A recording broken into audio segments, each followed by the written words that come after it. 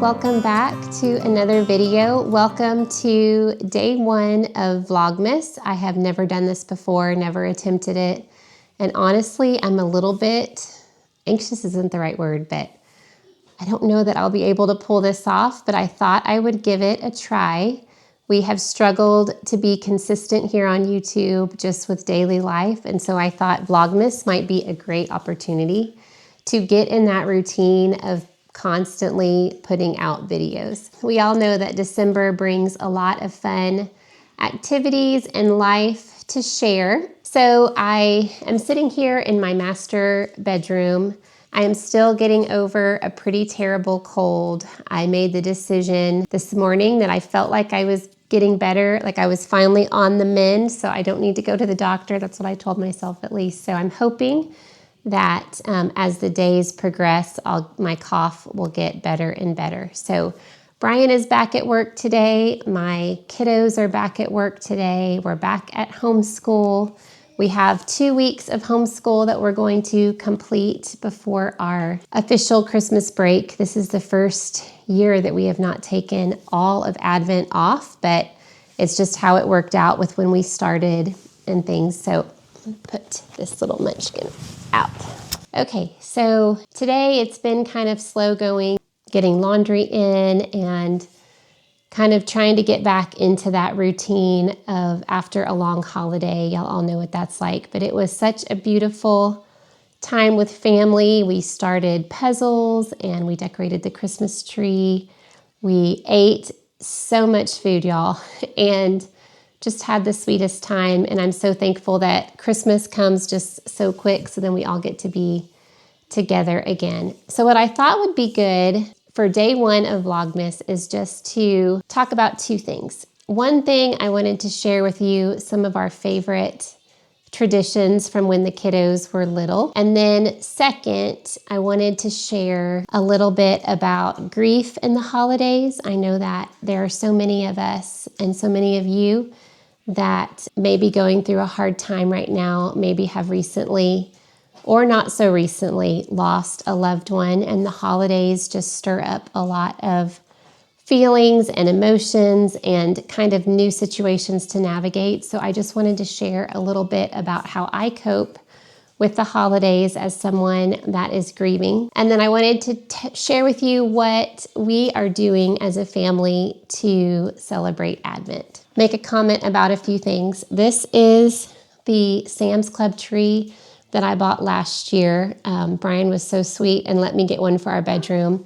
In our 26 years of marriage, last year was the first year we had one in our room, and y'all, I highly recommend it. When you go into your room at night, having the twinkle lights while you're there in bed is perfection. It's so cozy and warm and festive. This is the first year that I put garland on our mantle, so we are really living it up in here. Brian is feeling all of the Christmas spirit from me for sure.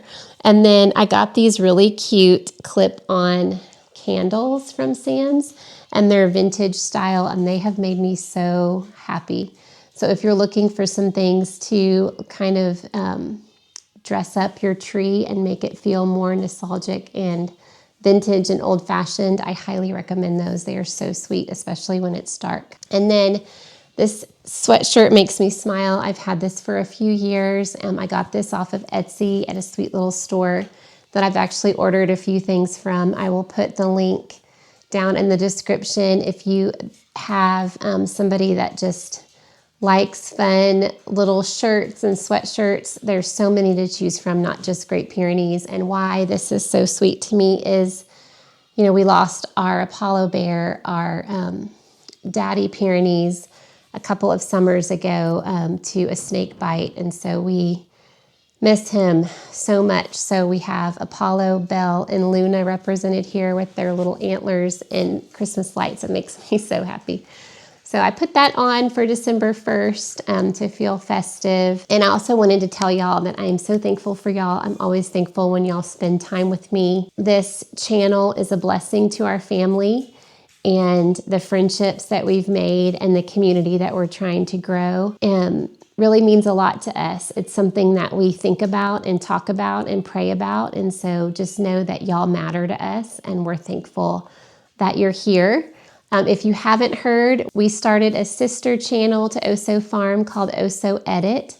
All of this information will be down in the description box. And over on that channel is where we are going to kind of have a place for all of our hauls, our clothing hauls for women over 40, our house hauls, like, home goods, decorating, things we've been doing around the house, like our favorite things. And then over here on OsoFarm, it's going to be more vlog style, day in the life, farm living, gardening, homeschooling, things like that. Okay, so favorite traditions from when our kiddos were little. A few stand out. I will have kind of some details typed out over on our blog on OsoFarm that will kind of, go back over some of this information if you want to check that out. Probably, I think what our kids would say would be one of our favorites collectively is I would buy on Amazon a hand-carved wooden nativity. It was very small, and we would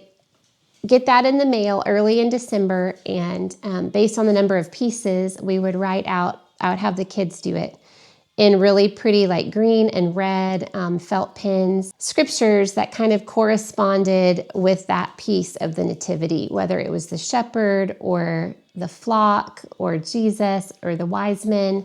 And then we would wrap those up individually and put them in a little paper bag. And then we would choose 2 families that we would gift the nativity to every single year.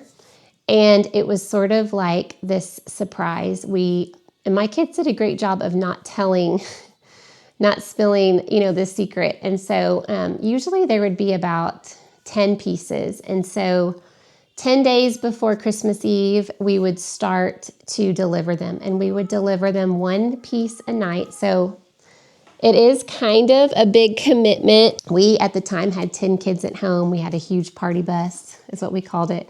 And so we would load the kids up, and we would park, because our bus is so noticeable, we would park down the street, and the kids would take turns running to the front door and just leaving it there discreetly on the front porch. And so every day the family would get, without it saying it was from us, they wouldn't know who it was from, they would get a different piece of the nativity every single evening. And then on Christmas Eve, we would deliver baby Jesus with a Christmas card from us saying it was us, and then some, Christmas goodies. And it was so fun. My kids loved that. They loved the excitement of it. They loved the dailiness of it. And so I look back on that and think that was such a fun. I did not come up with that idea myself. I don't actually know who I heard that from, probably Pinterest, I don't know. But we did that for years and years and years. And I have a feeling that some of my girls will end up doing that with the grandkids when they get older. So that one definitely stands out. We always would watch the Polar Express early on in the season. And then I would print out golden tickets. And the kids would never know what night it would be. But Brian and I would put them to bed and pretty much wait until they were asleep.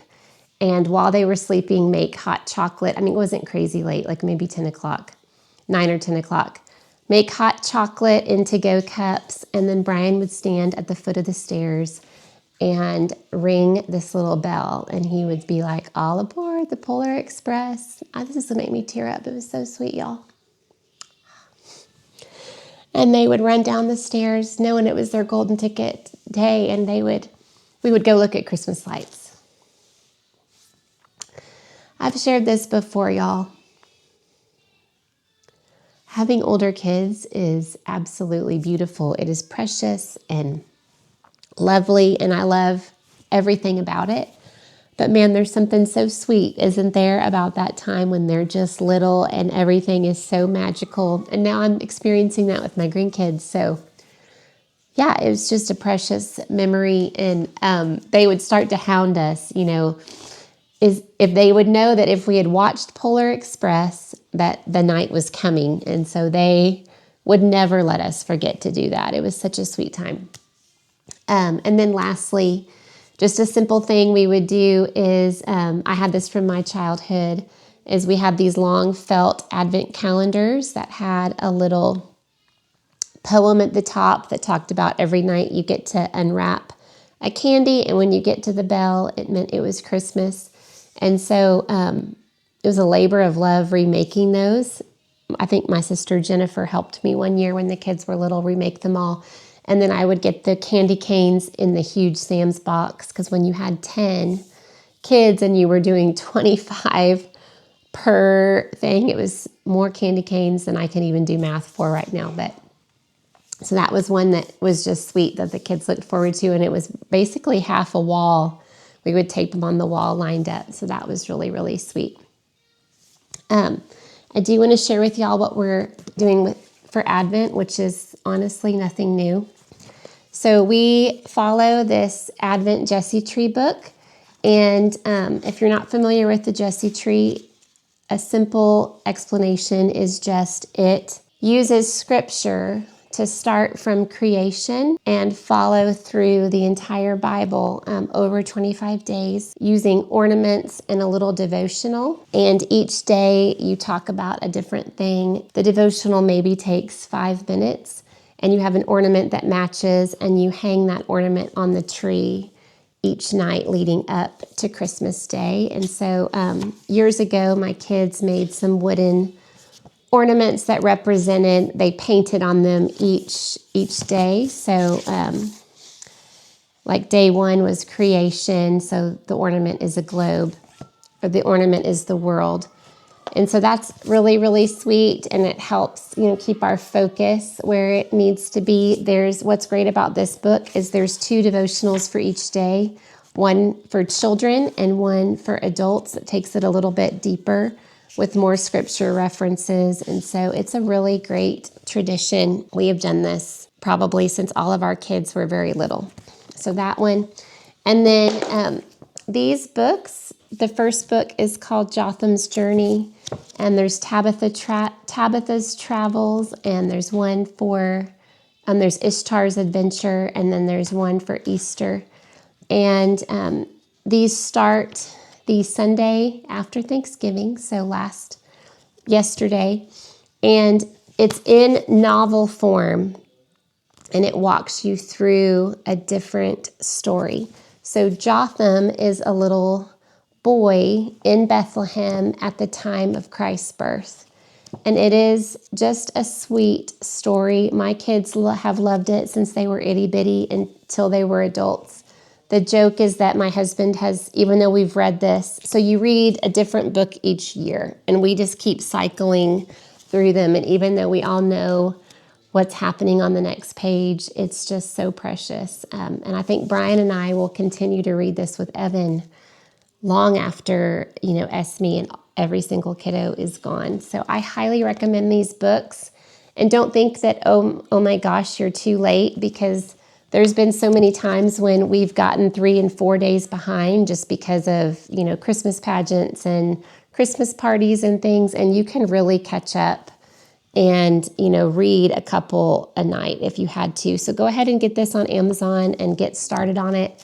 You will not regret this. It is the sweetest story, and it really puts it all into perspective, because it lets you also reflect on what was that like to live during the time of the very first Christmas. So it's precious, precious, precious. Okay, and then I wanted to share with y'all a little bit about grief and encourage you if you are walking through a really hard season, and the idea of the holidays honestly makes you sick. Like, you just cannot process how you're going to get through it. And I want to tell you that I have been there. I have been there on more than one occasion. I have lost 3 people very close to me. I lost our firstborn daughter, Elaine, passed away the first year of our marriage. She was stillborn. So she passed away in February. So I had some time before that very first Christmas. And then my daddy passed away 15 years ago, the week of Thanksgiving. And so we just had his 15-year anniversary of his death. I cannot believe it's been that long. And then in so many ways, it feels like it's been a lifetime since he's been here. So, and then most recently, and where the majority of my grief lies is we lost our 8-year-old son, Ezra, very unexpectedly 4 years ago. And I share about this often, but after his death, we had so many traumatic things happen to us. I had 2 of my adult children have severe medical issues. My daughter, Emma, had some brain surgeries, and we had to really take in her whole family and care for her. It was so scary and hard. And then my son, Ezekiel, had a back infection that was extremely rare. It caused him to be bedridden, wheelchair bound. He had to move back home. We had to care for him and go through back surgeries and all kinds of crazy things. And then we had the house fire. So all those things were like back to back to back. So we were just in this constant state of trauma and survival. And I didn't really have time. I mean, I was definitely grieving, but now that everything has settled down and we're not in a state of panic or trauma, nothing bad is happening to us right now, I've really had a chance to feel the fullness of grief. And so even though it's been 4 years, there are very many aspects of my grief that are current and like fresh and new. And I think regardless of how many years it's been, it doesn't matter. The holidays stir up so much emotion and so much feelings of missing your loved ones. And so I just wanted to share some things that I do that has been helpful. Also wanted to share with you, these are Ezra's handprints. A ICU nurse took them after he passed away, and these are precious to me. These are usually out in our living room. I moved them for Christmas because I put our snow village on the piece of furniture that these stand on. So these are in my bedroom during the holidays, which is really sweet.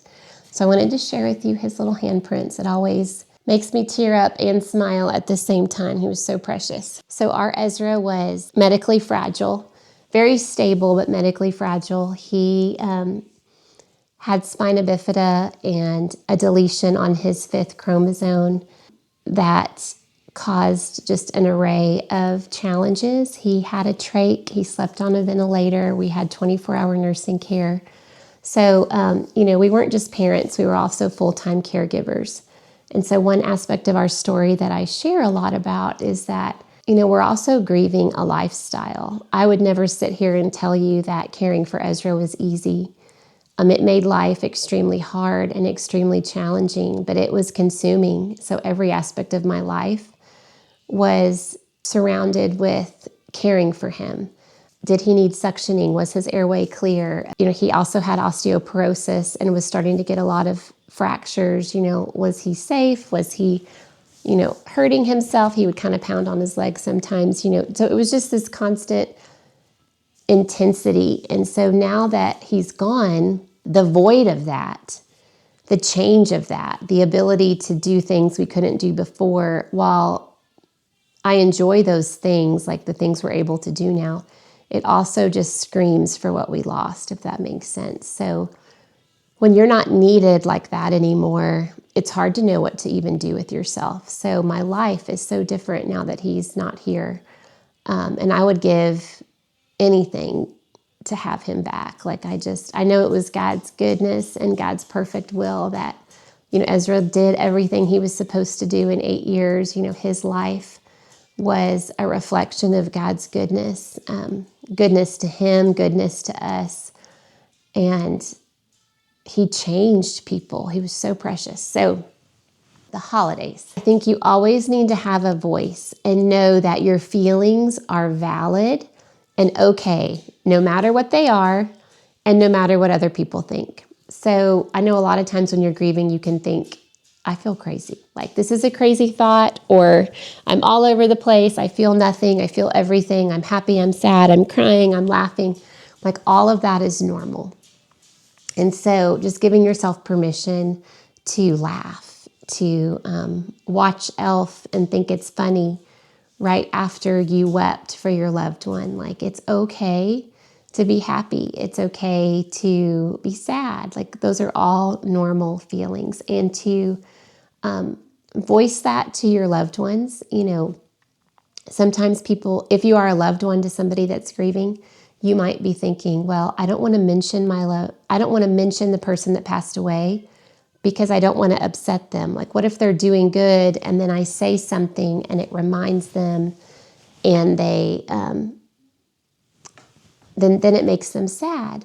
But I promise you, when you don't say something, it hurts so much worse. And they're already thinking about it anyways. So if you speak the name of the person that they lost, it's powerful and it means something. And it will mean so much to them. So I would encourage you over the holidays to give yourself grace.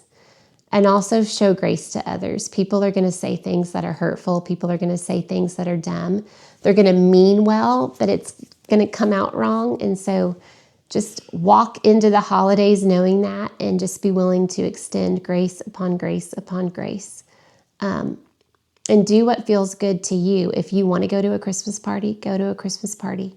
If somebody says they need to know if you're coming, just tell them, you know what, I want to come. And I'm going to try to come, but I don't know how I'm going to feel the day of. And so if you could just be gracious to me and just kind of keep my RSVP up in the air, just be honest with people that you're going through something. Year 1 after Ezra died, we hung his stocking and it wrecked me. When it was Christmas Eve and everybody had gone to bed and it was time to fill the stockings, leaving his hanging there because stockings are meant to be filled and he's not here, was devastating to me. So the next year I told the kids, hey, we're not going to hang Ezra's stocking anymore. It doesn't mean I'm not missing him or thinking of him. It's just stockings are meant to be filled and he's not here anymore. So my mama heart can't do it. And so we thought together, what can we do instead? And so we decided that when we hang everyone's stockings, we'll hang a new ornament for Ezra every year. Know that as the years change, something that was fine for you one year may be hard for you another year. And so just do what feels good. If you don't want to put Christmas decorations up, don't put Christmas decorations up. Your kids will be okay. Like, do little things here and there to make it special. But know that it's okay. Like, you need to walk in your grief and it really is going to be okay. You don't need the added burden of the holidays and expectations. Just know that your feelings are valid and it's going to be okay. I could speak for hours on this, but I'm just going to briefly share a little bit about my faith. So I can say all day long, God is good. But how do I know that, and how do I believe that, and how do I feel that? When Ezra died, I was in the room and I knew it was coming, and I was freaking out and devastated. But the difference between when Lainey died, our daughter, and Ezra is I became to know God in the 20 plus year span of that. So when I knew this was coming, I was able to, in my mind and in my heart, say, God, I don't like this. I hate it. And it scares me, but I'm going to trust you. You're good, and it's going to be okay. So my experience in his death was very different. I was able to be there presently, fully. I was able to, of course, weep and cry, but it was just the most sweetest moment because I knew God intimately. So what I would encourage you, if you're grieving or if you're not, because there will be grief, we're all going to experience hard things, is to know God. So one of my favorite books is called Women of the Word. And in here she says, the heart can't love what the mind doesn't know. The heart can't love what the mind doesn't know. So you can have faith, tiny faith, but if you don't know God, if you don't know his word and see his covenant promises fulfilled from the beginning to the end of his word, you don't know in your mind that he is who he is and he did what he said he's going to do and he's going to continue to be faithful in the future. So this book has really helped me understand the importance of time in the word, time of knowing God's character and knowing that he's sovereign and he's good and I can trust him. And then this book I've gone through many times. It's written by Nancy Guthrie. Her and her husband are the current authors of the Grief Share curriculum, which is in local churches here in the United States, and I highly recommend that. I'll put a link down to their website. But this is just a daily devotional for people that are grieving. This would be a fantastic gift if you know somebody that's lost a loved one or is grieving. And I go through this probably a few times a year. I'll pick it back up. And so this has been really, really helpful. So also know that I'm here for you. If you need prayer or support or just need somebody to listen to your story, you can reach out to us. You can message me. Our email is always listed in the description. It's brandy@osofarm.com. You can go to our website and reach out to us. We would love to hear your story and pray with you. Know that you are not alone, that God sees you and loves you, and there's no better time, y'all, than at Christmas to focus on your relationship with the Lord, to understand the meaning behind all of this. So anyways, if you've stuck with me, thank you. I appreciate it. And Vlogmas is not going to be this heavy. It's not going to be chatty every time tomorrow. We are going to be doing a little craft, so stay tuned. But if you are here and are ready to have any ideas that you'd want to see at Vlogmas, go ahead and give me a comment down below. All right, guys, thanks for hanging out. I appreciate you, and I will see you tomorrow with another video. Bye-bye.